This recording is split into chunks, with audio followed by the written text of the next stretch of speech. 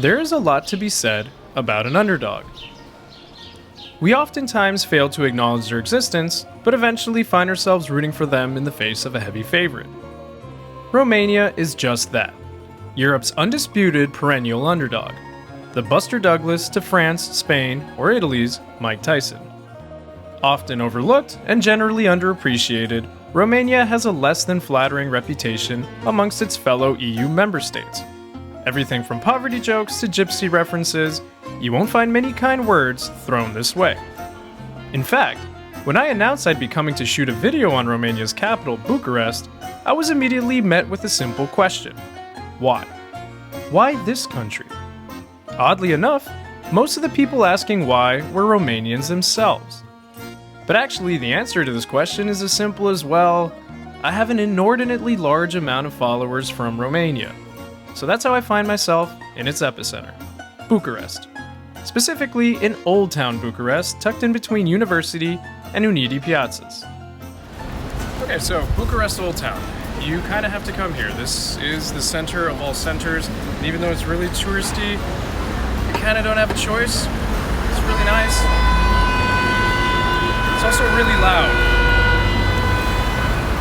Nearly completely obliterated by Allied bombing and the horrors of communist urban planning, the Old Town has spent the last decade being refurbished to restore the glory that once gave Bucharest the nickname Little Paris.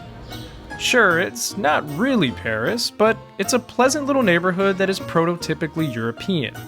It's endearing, central, and where you absolutely should stay. Nothing says Bucharest like eating an English breakfast. It's damn good though. Oh yes, Old Town. Old Town charm, Old Town food. But to really understand Romania, you need to understand its history. A history that involves constant invasion, foreign pressure and occupation, from Romans to Ottomans, and ultimately, the Iron Curtain. And perhaps there is no greater figurehead for those recent dark times than this man, Nicolae Ceausescu. With a propensity for hyper-nationalism, backed by a neo-Stalinist barrage against intellectuals, Ceausescu's socialist humanism was aimed to enlighten Romanians and create a world power. But in reality, his policy spiraled the nation into heavy debt, impovering the nation and resulting in food rationing, blackouts, and a dwindling standard of living. Ceausescu, in good megalomaniac communist leader fashion, developed quite the cult of personality, an image that would have made old Stalin boy proud. So before being overthrown and executed after a trial that lasted less than most of my episodes, he ordered the construction of the granddaddy of social realist architecture, the unnecessary and colossal Palace of the Parliament.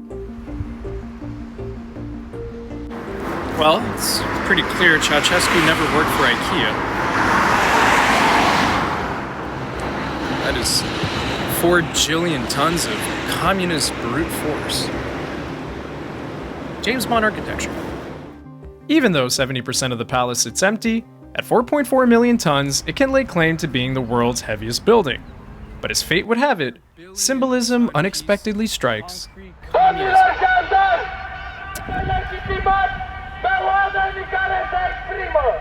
is he saying? Something about politics? No. Welcome to Eastern Europe. Boy, that just rings of Ceausescu getting kicked out on that day, back in '89. Things here are still uncertain. Corruption still taints government. The people still jeer in discontent.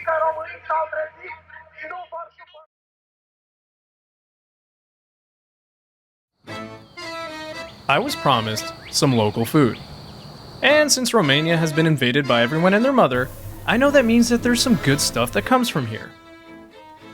Elena is a Moldovan residing in Bucharest, and she's taken me to Crama Domneasca in the heart of Old Town to indulge in what I hope are some indigenous specialties. And of course, we're starting with a classic, ciorba de bruta, a sour beef tripe soup that is a staple at any Romanian family meal. That's not half bad, it's really sour.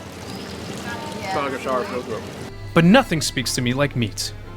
Add some garlic, thyme, red pepper, paprika, caraway seeds, and a whole lot of love, and you got yourself a tiny vertical-like burger searing over the singeing flames. Merely the smell of this most basic of delicacies can convert a vegan from the bleakest alleyways of San Francisco.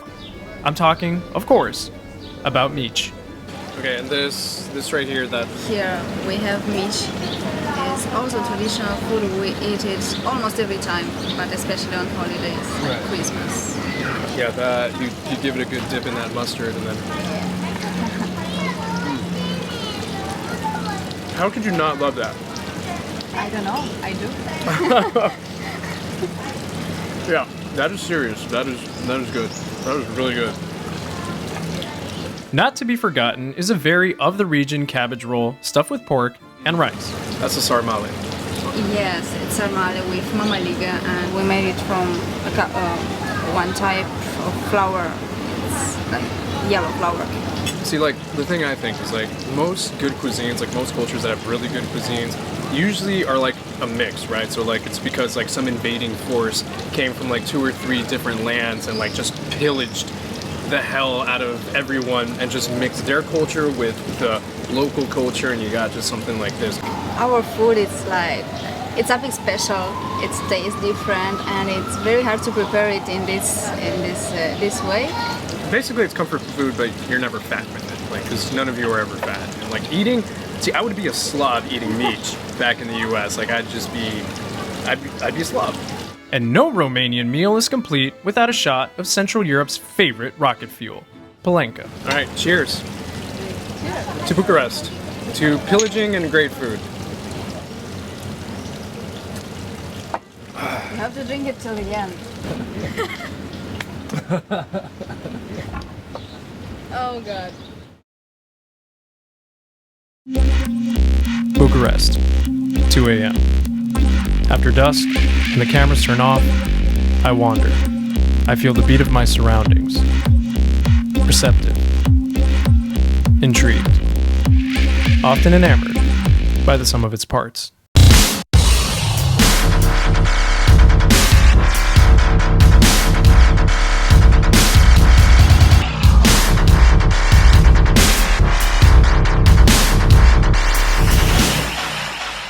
Conrad is the man in charge of the very popular S Club.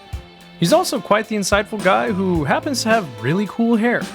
Alright, so when did you decide that being a manager at a club in Old Town in Bucharest was something you wanted to do? To be honest, this was my dream job. I've been wanting this since I was a child. I wanted a job that I could combine fun and get money from it. And I think being a manager of a club is the best thing that ever happened to me.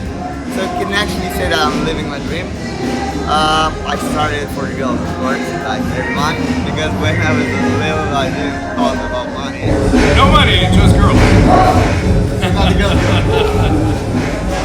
So tell me, 10 years from now, where do you see Bucharest nightlife? I think Bucharest is one of the cities where the clubbing industry is actually evolving the most compared to other businesses.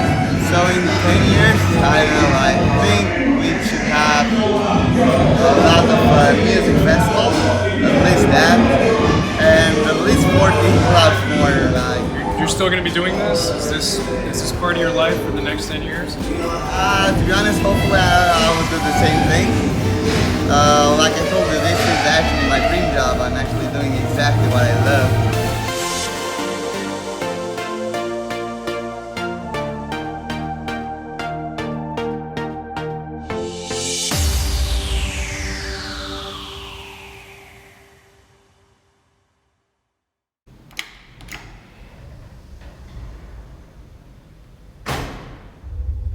The longer you hang around in Bucharest, the more you realize that its gems lie hidden in a scattered metropolis. If you turn a few stones, speak to the right people, you'll find whatever it is perhaps you weren't looking for, but undoubtedly will love. You'll find Eden, specifically Gradina Eden, or Garden of Eden, a massive multi-level beer garden tucked away in the grounds of an abandoned building. Any establishment that encourages the use of tiki bars, outdoor seating in the variety of hammocks, and random mutant waffle food trucks has earned the right to use a biblical name. And then there's this, the Hugo. Pay close attention, mustache mixologists. Grab a giant wine glass, mix plentiful ice, a hefty pour of your favorite bubbly, some mint, elderflower liqueur, and a splash of soda water, and you have yourself a drink that'll make you wonder why you went so long without it. It is go time. Oh yeah. That is a noble feminine drink. Listen, I got no problem admitting I like Dido, so I have no problem admitting this Hugo is amazing. Oh man. Sweet gender equality. This is. You might be judging me at home, but little do you know. You want this. It's like a rogue mojito meets a Catalina wine mixer. I'll just mow the lawn tomorrow, watch some football, I'll be alright.